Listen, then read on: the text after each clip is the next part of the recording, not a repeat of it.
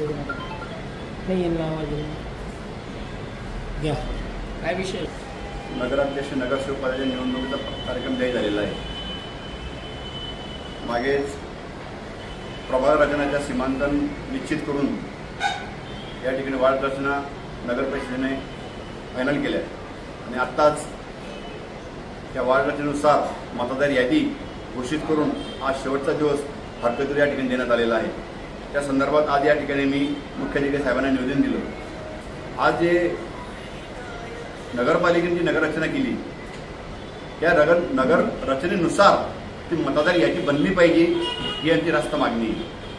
आज आम्ही जर या जामनेर शहरामध्ये सर्व याद्यांचा अभ्यास केला त्या याद्यांमध्ये पुढे ताळमेळ या ठिकाणी प्रशासनाचा नाही, पुढे जुळून येत नाही.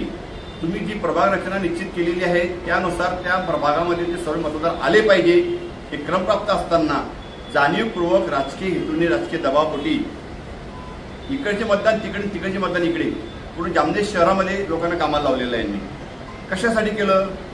तुमच्याजवळ तुमच्याजवळ वार्ड रचना तुमच्या कागदावर होती, तुम्ही सीमा निश्चित केलेल्या होतात, त्या ठिकाणी जाऊन स्पॉट व्हेरिफिकेशन करून त्या भागातले मतदार त्या प्रभागात घेणे महत्वाचे होते. पण तसं न करता जामनेर पुऱ्याचे मतदार जामनेर शहरामध्ये बजरंगपुरात टाकायचे, जामनेर बजरंगपुरातले शहरातले मतदार जामनेर पुऱ्यावर टाकायचे, असा जाणीवपूर्वक या ठिकाणी हा प्रकार केलेला आहे. आमचा स्पष्ट आरोप आहे या ठिकाणी विरोधकांना संपवण्याचं काम या ठिकाणी प्रशासन करत आहे. प्रशासन दबावाखाली चाललेलं आहे. या ठिकाणी वेळोवेळी आम्ही साहेबांना सांगतोय, निवेदन देतोय, परंतु हे धम्म सरकार हे प्रशासन ऐकायला तयार नाही.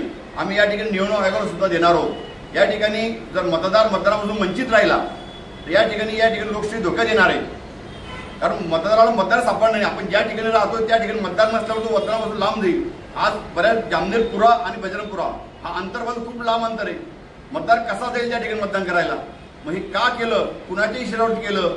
या ठिकाणी आम्ही आज साहेबांना निवेदन दिलं.